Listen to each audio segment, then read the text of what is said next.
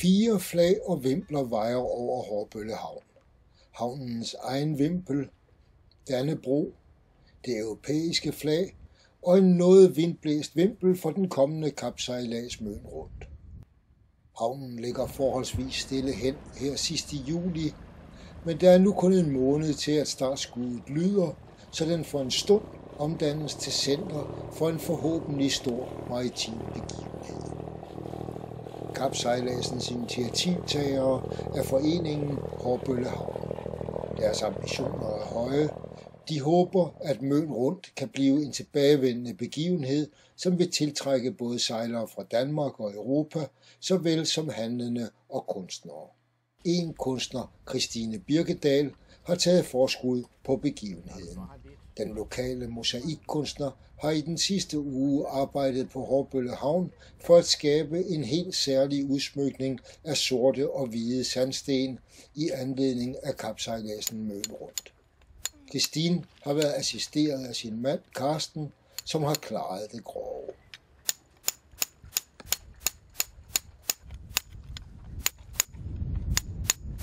Qua min uddannelse har jeg lært at lave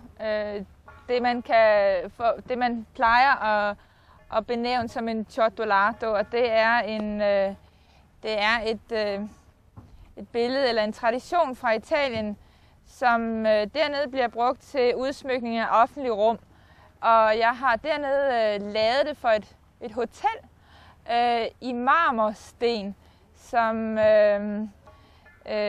og derved har jeg prøvet det her før, og var ikke på nogen måde i tvivl om, at da jeg blev spurgt om det fra Møn Rundt, at det var noget, som havde min interesse.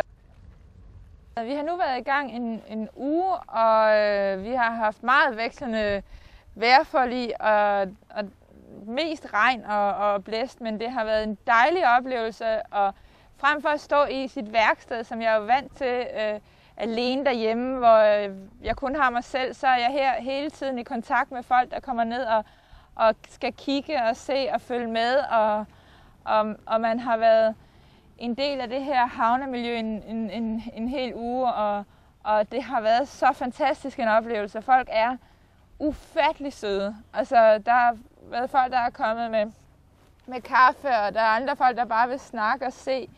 Men at møde den utrolige imødekommenhed og interesse for ens arbejde, det har været, altså det har rørt vores hjerter, og det har været en stor oplevelse for os faktisk. Altså, det har virkelig været dejligt.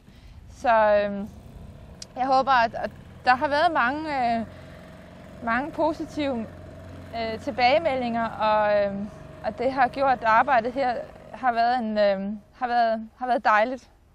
Det er i hvert fald et arbejde, jeg godt kunne tænke mig at prøve et andet sted.